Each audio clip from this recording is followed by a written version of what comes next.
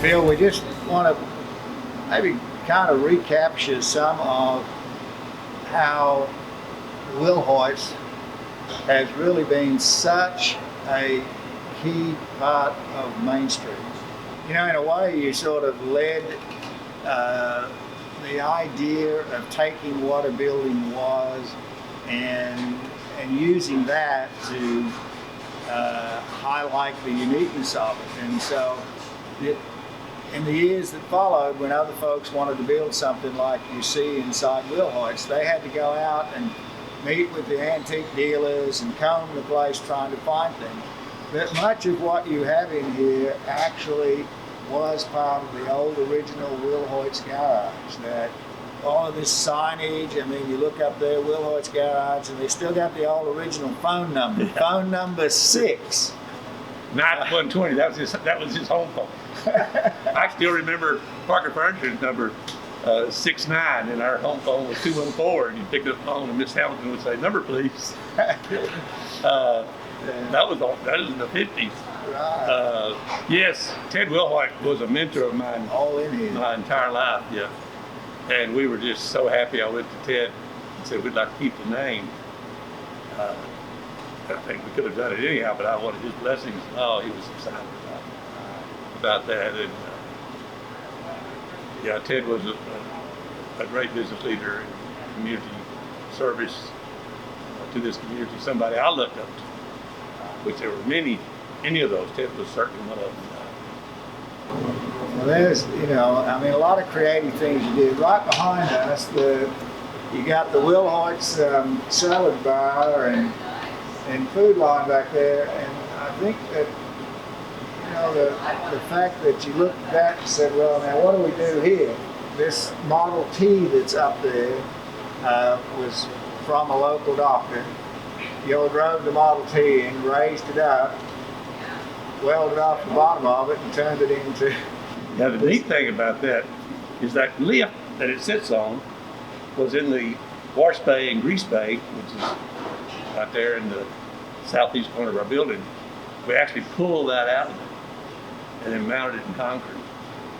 And when we found the 27 Molly Ford, we had to fresh paint and whatnot. But you're right, before those stairs were built back there, we rolled it in, put it up in a park lift. We actually had to cut some of the rails off that park lift because they stuck out. And that was just kind of part of, not in the original plan. It took us almost a year from the time we started working on it.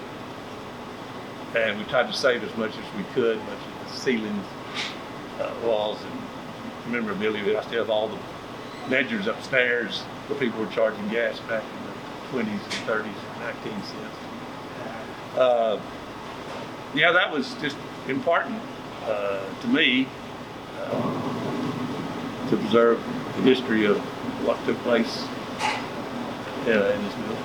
And I think that, you know, in celebrating 40 years of Willhoite's, I think it's important for people to know that the uniqueness is that Willhoite's has always been this way, right? People come here now, they come here for fun, they come here for friendship, the staff, the length of the staff, the years that the kitchen staff has been here, and the servers and such. And so, you know, coming to Willhoite's is just, it's always like going back home. It's, you know, like, and in a way, it's multi-generational now. So, you know, I think that just as, you know, 40 years ago, it was serving everybody, I think today it is equally that way, but it's also very multi-generational. People are coming here and they say, yeah, my parents used to come here and my dad used to hang out here. Oh, yeah. And how they're as old now as they were when their dad hung out here. That's crazy. Right? You know, Kathy Lewis, you talk about that. Yeah. 38 years. Yeah. Our day bartender, Kathy Lewis, has been with us. But you're right. We've had weddings here, anniversaries, many weddings. You're right. People come in their 50s and said, my dad used to bring you. Yeah. And you know, you got to keep growing like that because your customers grow older and go on. But yeah, it's many exciting things that have happened. One of them was Jake Gibson. He hadn't been open too long.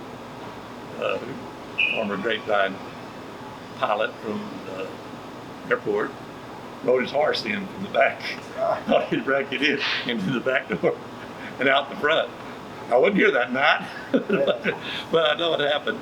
But Grapevine, for a small community, gosh, we had so many characters. I mean, so many great characters that there was really always something exciting going on. No, it was not unusual for a few tractors to be pulled up out front. Yeah. You know, Isaac could drive his tractor right up to the front of Willhoite's, and yeah, just some of the leaders and characters had their special corner, and folks knew that when you came in, well, that you just had to leave that corner alone because it'd be full in a little while.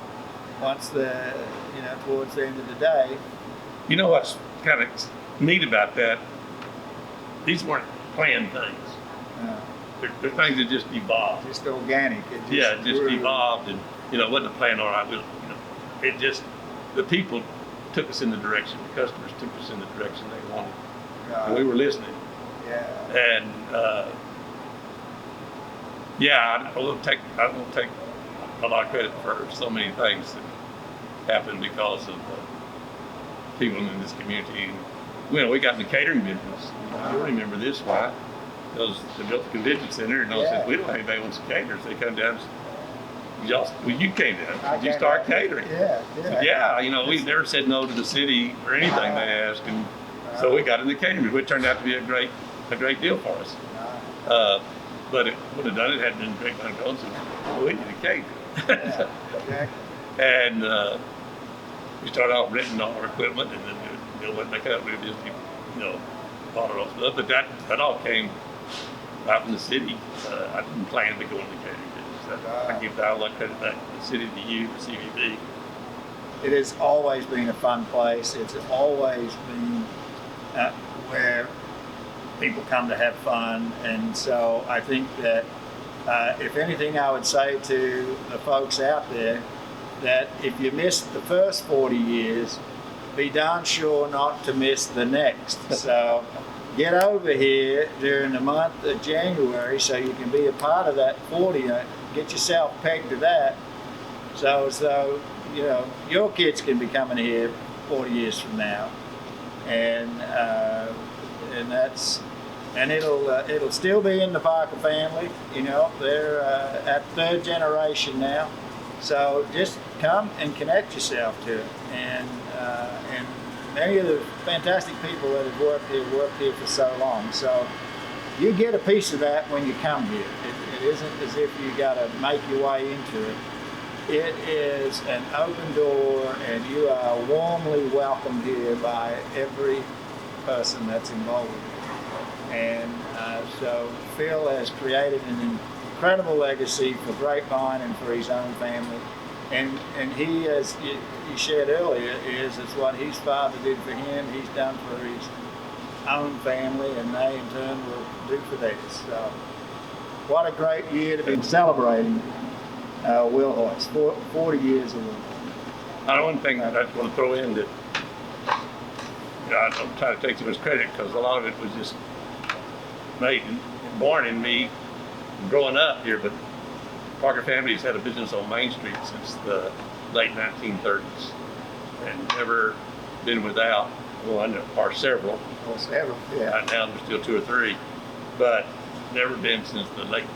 My dad had the service station there with the gazebo is now. Since they've always been a Parker business on Main Street. Right. That's a long time. And down by y'all were in business down there by the Palace Theater. Yeah, on 316 Main. Yeah. That's where he went in 1945 and started Parker Furniture, and in 65 built here. And then we've had other restaurants and businesses in real estate. Dustin's now 1200 Main, Box Insurance. And that's a pretty good while. You look at over 60 years, there have been a Parker business on Main Street. That's right. Yes, sir. Well, thank you. Thank you. Thank you.